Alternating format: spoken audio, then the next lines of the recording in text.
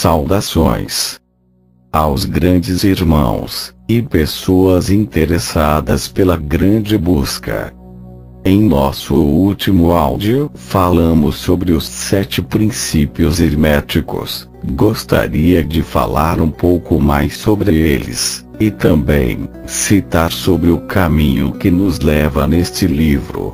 Antes de dar sequência, dizem os hermetistas que os 7 princípios herméticos em conjunto são uma chave oculta para compreender o grande princípio universal. Embora existam tais afirmações, nunca que os hermetistas quiseram dizer que eles são a própria verdade, mas sim, que através da compreensão deles podemos nos aproximar desta grande verdade. As tradições de mistério, ou como preferir, escolas de filosofia oculta, são apenas um gatilho para direcionar os mais bem-aventurados sob a face das aparências da vida. Os grandes professores e mestres nos deixam um ensinamento que o verdadeiro conhecimento é intransmitível, sem que o mesmo tenha que sacrificar-se de alguma forma a isso, e os próprios professores e mestres só podem nos auxiliar para que possamos por nós mesmos chegarmos a estas grandes verdades. Por isso peço, se fordes verdadeiros estudantes, e estiveres disposto a prosseguir em tal caminho, deves compreender que não é tão fácil quanto parece, e que, sem esforços sinceros e apropriado, vos pode se decepcionar com o caminho, consigo, e com a própria vida. Façamos isso valer a pena. Façamos todos o melhor de nós. Façamos todos por algo maior.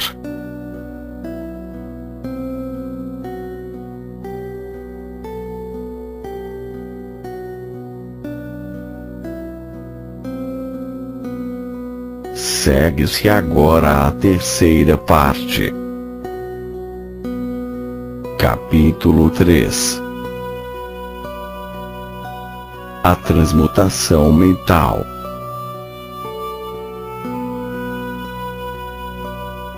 A mente, tão bem como os metais e os elementos, pode ser transmutada de estado em estado, de grau em grau, de condição em condição, de polo em polo, de vibração em vibração.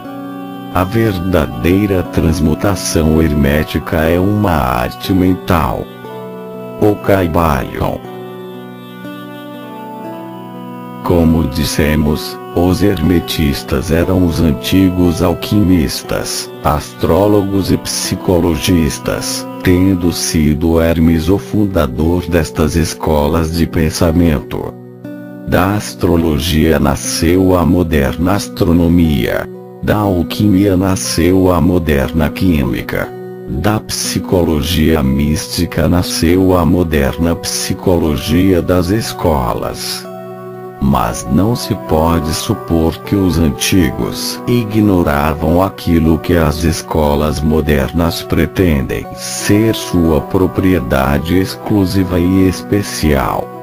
As memórias gravadas nas pedras do Antigo Egito mostram claramente que os antigos tinham um grande conhecimento de astronomia, a verdadeira construção das pirâmides, representando a relação entre o seu desenho e o estudo da ciência astronômica. Não ignoravam a química, porque os fragmentos dos antigos escritos mostram que eles conheciam as propriedades químicas das coisas. Com efeito, as antigas teorias relativas à física vão sendo vagarosamente verificadas pelas últimas descobertas da ciência moderna, principalmente as que se referem à constituição da matéria. não se deve crer que eles ignoravam as chamadas descobertas modernas em psicologia. Pelo contrário, os egípcios eram especialmente versados na ciência da psicologia, particularmente nos ramos que as modernas escolas ignoram, que, não obstante, têm sido encobertos sob o nome de ciência psíquica, que é a confusão dos psicólogos da atualidade, fazendo-lhes com repugnância admitir que afinal pode haver alguma coisa nela. A verdade é que, sob a química material, a astronomia e a psicologia, que é a psicologia na sua fase de ação do pensamento, os antigos possuíam um conhecimento da astronomia transcendente, chamada astrologia, da química transcendente, chamada alquimia, da psicologia transcendente chamada psicologia mística. Possuíam um conhecimento interno como o conhecimento externo, sendo o último o único possuído pelos cientistas modernos. Entre os muitos ramos secretos de conhecimento possuídos pelos hermetistas estava o conhecido sob o nome de transmutação mental, que forma a exposição material desta lição. Transmutação é um termo usualmente empregado para designar a antiga arte da transmutação dos metais, particularmente dos metais impuros em ouro. A palavra transmutar significa mudar de uma natureza, forma ou substância, em outra. Transformar, verbster. E da mesma forma, transmutação mental significa a arte de transformar e de mudar os estados, as formas e as condições mentais em outras.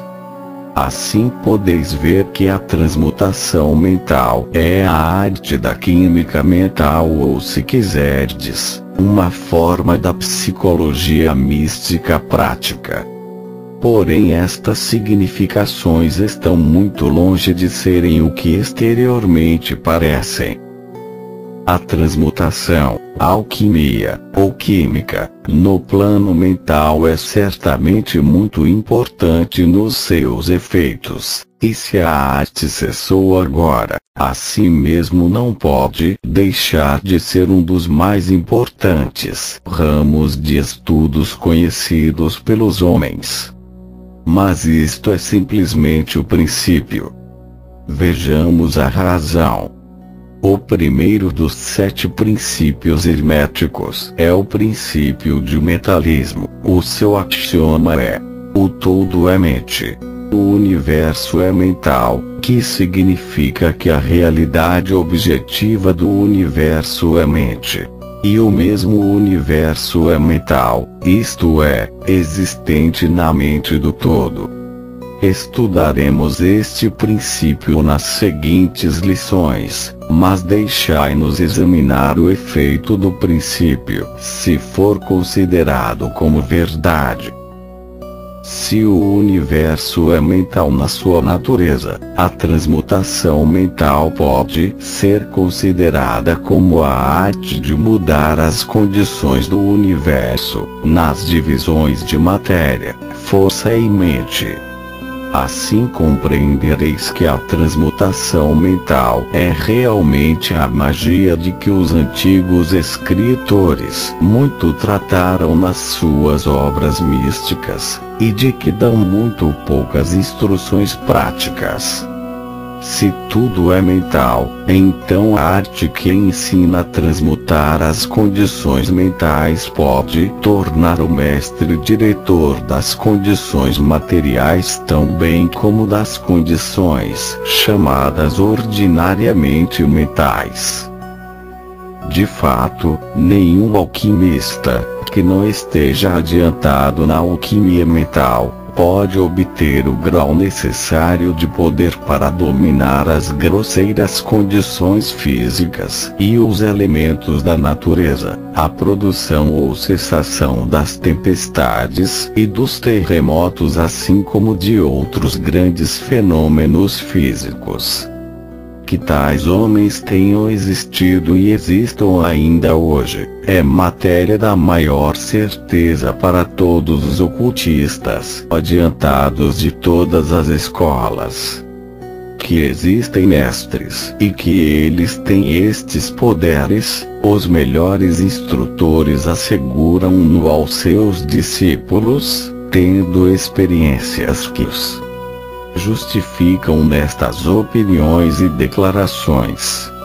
Estes mestres não exibem em público os seus poderes, mas procuram o afastamento do tumulto dos homens, com o fim de abrir melhor o seu caminho na senda do conhecimento.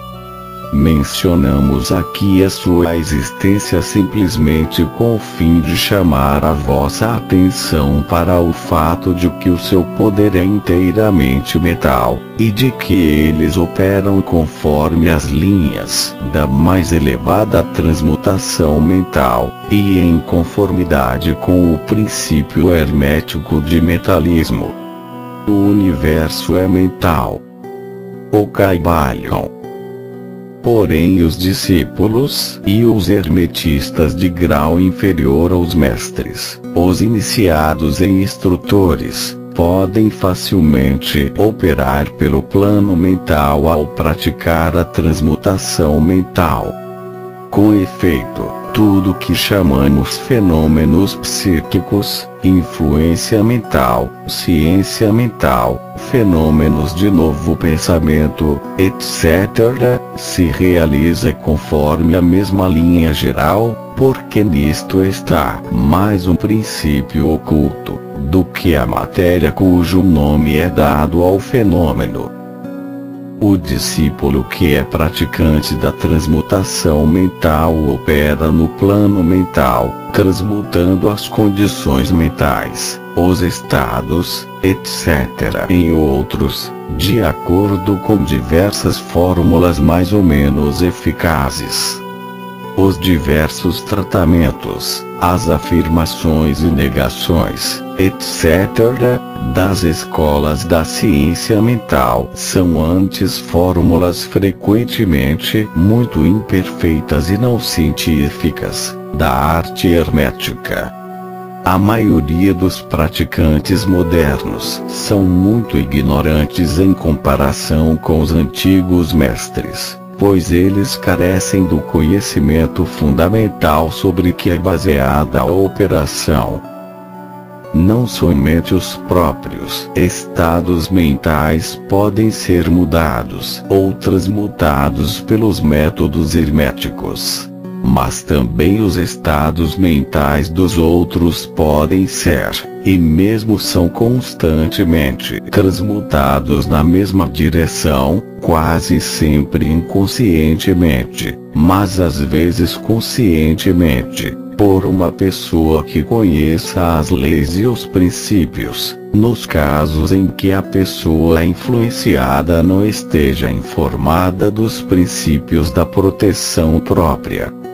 E, ainda mais, como sabem diversos discípulos e praticantes da moderna ciência mental, toda condição material que depende das mentes dos outros pode ser mudada ou transmutada de acordo com o desejo, a vontade e os tratamentos reais da pessoa que deseja mudar as condições da vida. Na atualidade o público está informado geralmente destas coisas, que não julgamos necessário mencioná-las por extenso, porque o nosso propósito a este respeito é simplesmente mostrar a arte e o princípio hermético de polaridade. Neste livro procuramos estabelecer os princípios básicos da transmutação mental, para que todos os que leem possam compreender os princípios secundários, e possuir então a chave mestra que abrirá as diversas portas do princípio hermético de polaridade. Vamos fazer agora uma consideração sobre o primeiro dos 7 princípios herméticos. O princípio de metalismo, que afirma a verdade que o todo é mente. O universo é mental, conforme as palavras do Kybalion. Pedimos uma atenção íntima e um estudo cuidadoso deste grande princípio, da parte dos nossos discípulos, porque ele é realmente o princípio básico de toda a filosofia hermética e da arte hermética de transmutação mental.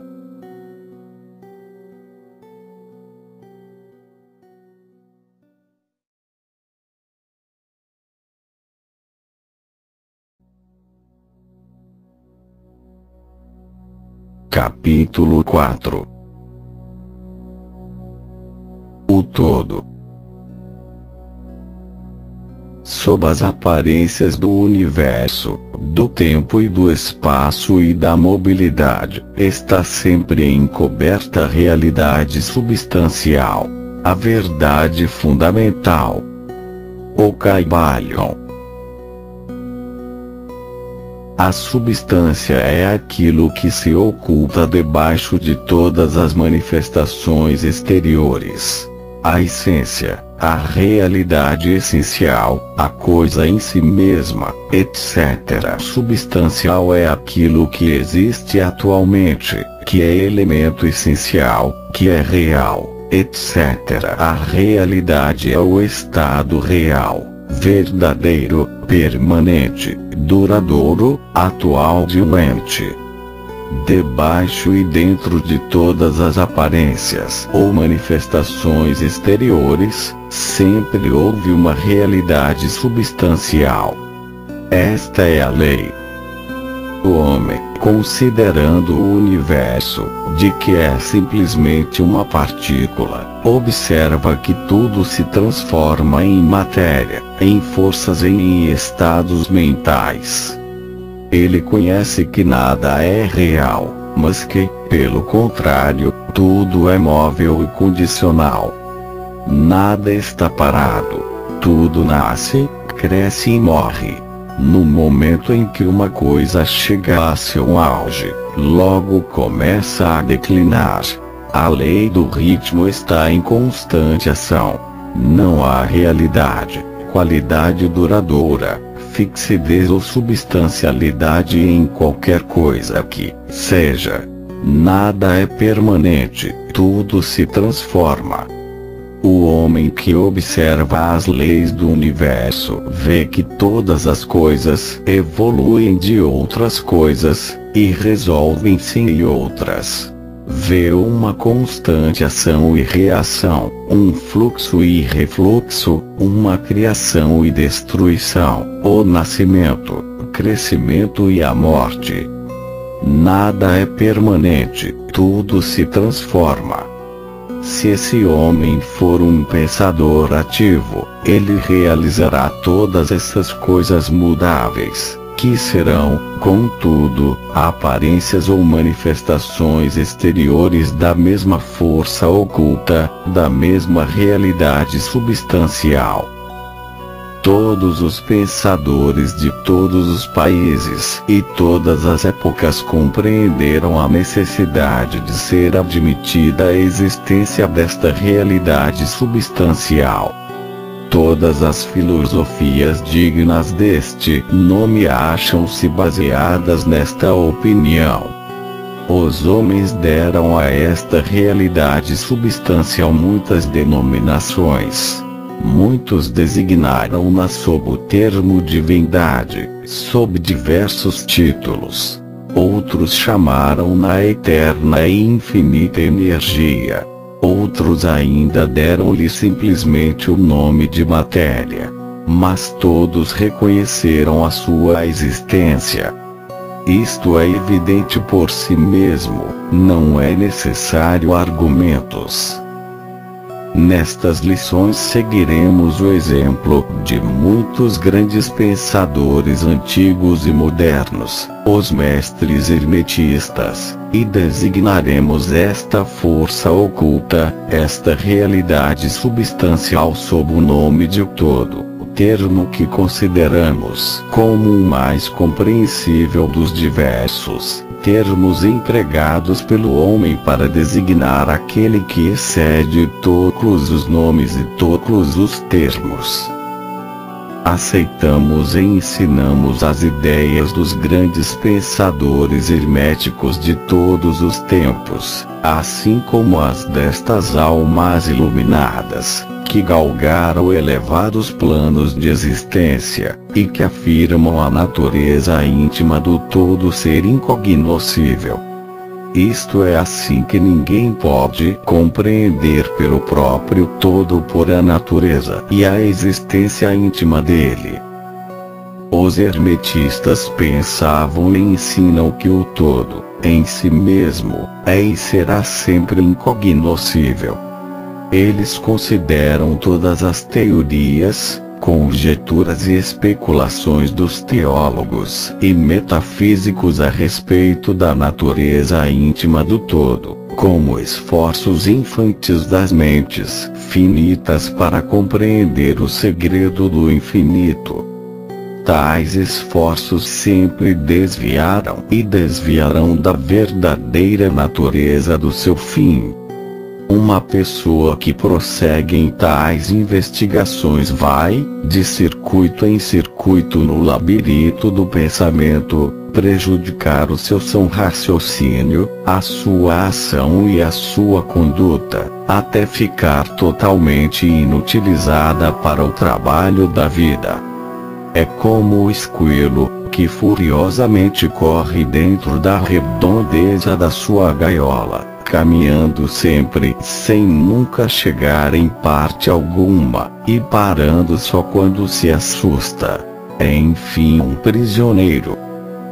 Porém são ainda mais presunçosos os que atribuem ao todo a personalidade, as qualidades e propriedades, característicos e atributos deles mesmos, e querem que o todo tenha emoções, sensações e outros característicos humanos que estão abaixo das pequenas qualidades do gênero humano, tais como a inveja, o desejo de lisonjas e louvores, desejo de oferendas e adorações, e todos os outros atributos que sobrevivem desde a infância da raça. Tais ideias não são dignas de pessoas maduras e vão sendo rapidamente abandonadas. Vem a propósito dizer aqui que fazemos distinção entre a religião e a teologia, entre a filosofia e a metafísica. A religião para nós é a realização institucional da existência do todo, e sua relação para com ele, ao passo que a teologia representa o esforço do homem em atribuir-lhe personalidade, qualidades e característicos, as teorias a respeito dos seus negócios, planos, desejos e vontades, e as apropriações de tudo isso para o ofício de mediadores entre o todo e o povo. A filosofia é, para nós, a investigação de acordo com o conhecimento das coisas conhecíveis e concebíveis, ao passo que a metafísica é o intento de levar a investigação às regiões incognoscíveis e inconcebíveis e além dos seus limites, com a mesma tendência que a teologia. Por conseguinte, a religião e a filosofia são para nós coisas que têm o seu princípio na realidade, ao passo que a teologia e a metafísica parecem delgados caniços, enraizados na areia movediça da ignorância, e nada mais constituem que o mais incerto apoio para a mente ou a alma do homem. Não insistiremos com os estudantes que aceitam estas definições. Só mencionamos-las para mostrar a posição em que nos colocamos neste assunto. Seja como for, falaremos muito pouco sobre a teologia e a metafísica.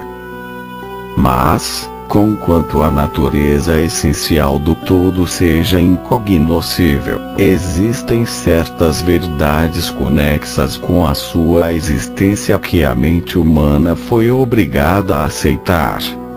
E o exame destas verdades forma um assunto próprio para investigações, mormente quando elas concordam com o testemunho do iluminado nos planos superiores. Nós vos convidamos a fazer estas investigações.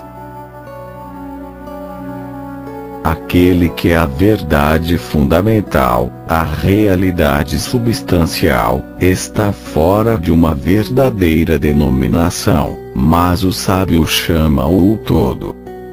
O Kaivalya. Na sua essência, o todo é incognoscível. O Kaivalya. Mas os testemunhos da razão devem ser hospitaleiramente recebidas e tratados com respeito. O Kaivalya.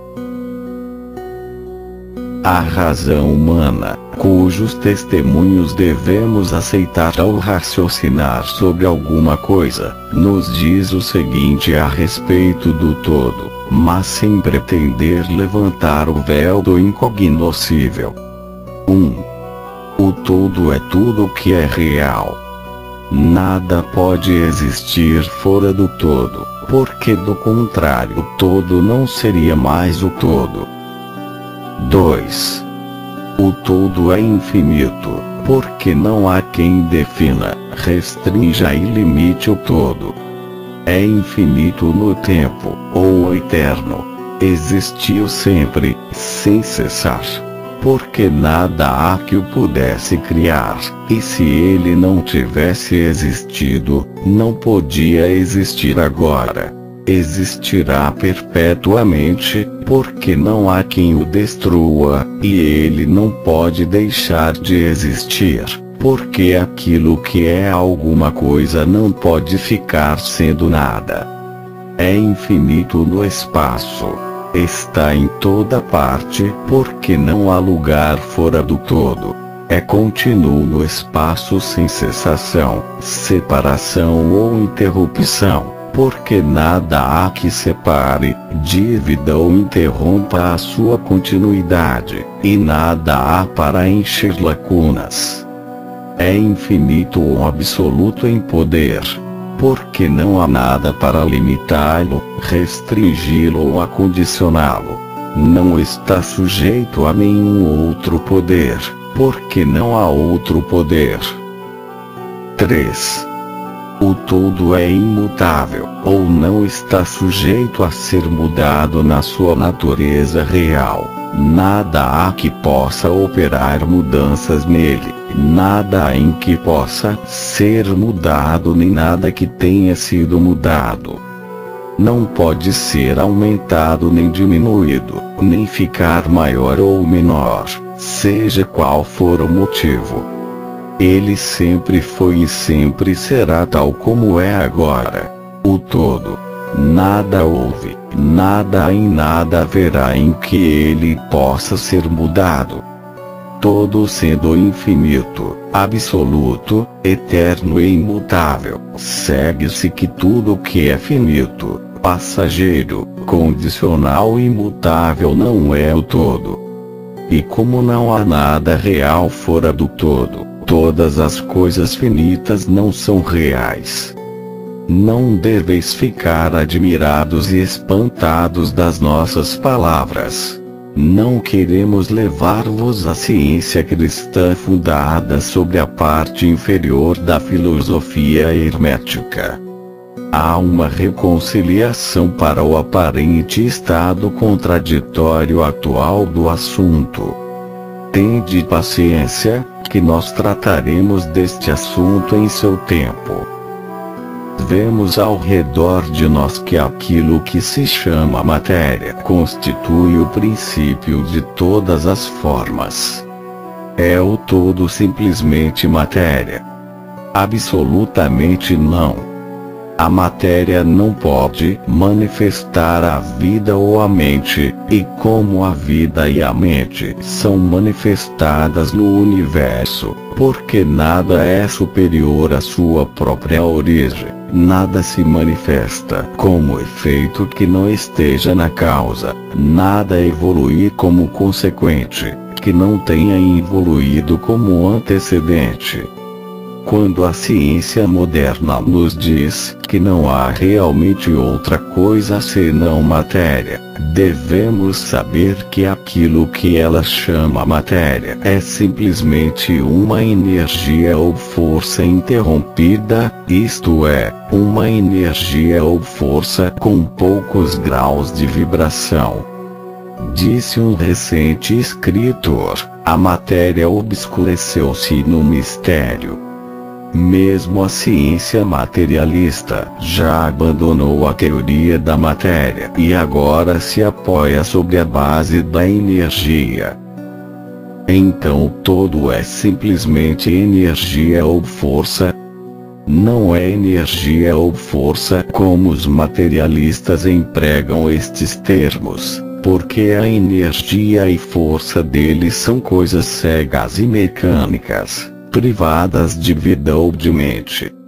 A vida ou a mente não pode evoluir da energia ou força cega, pela razão dada acima, que nada é superior à sua própria origem, nada evolui que não tenha evoluído, nada se manifesta como efeito que não tenha a sua causa. E assim o todo não pode ser simplesmente energia ou força, porque, se assim fosse, não teriam existência a vida e a mente, e nós sabemos muito bem que elas existem, porque somos nós os que temos vida, e que empregamos a mente para considerar esta questão, assim como os que pretendem que a energia ou força é tudo. Que é, pois, que sabemos existir no universo, que é superior à matéria ou energia, a vida e a mente. A vida e a mente em todos os seus diversos graus de desenvolvimento. Então, perguntais, quereis dizer que o todo é vida e mente? Sim e não. É a nossa resposta. Se entendeis a vida e a mente como nós pobres mortais conhecemos-las, diremos, não. O todo não é isto. Mas, que natureza de vida e de mente quereis significar? Direis vós. A resposta é, a mente vivente, muito acima do que os mortais conhecem por essas palavras, como a vida e a mente são superiores às forças mecânicas ou à matéria. A infinitamente é muito superior em comparação à vida e à mente finita. Queremos exprimir o que as almas iluminadas significam ao pronunciarem reverentemente a palavra espírito. O todo é a infinitamente vivente. O iluminado chama espírito.